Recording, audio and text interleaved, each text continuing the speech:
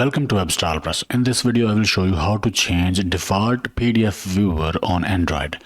Right now, whenever I open a PDF file on my phone, it automatically opens in the Acrobat Reader app. What if I want to open it in a different app?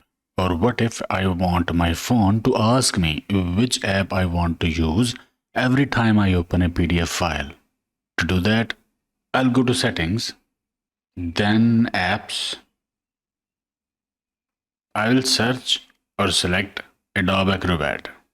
Because this app is set to default to view PDF files on my device.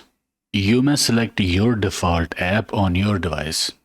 Then here under Defaults section, tap Set as Default.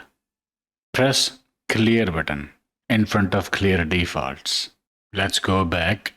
Now if I open a PDF file, I get a choice to select the app to view PDF file.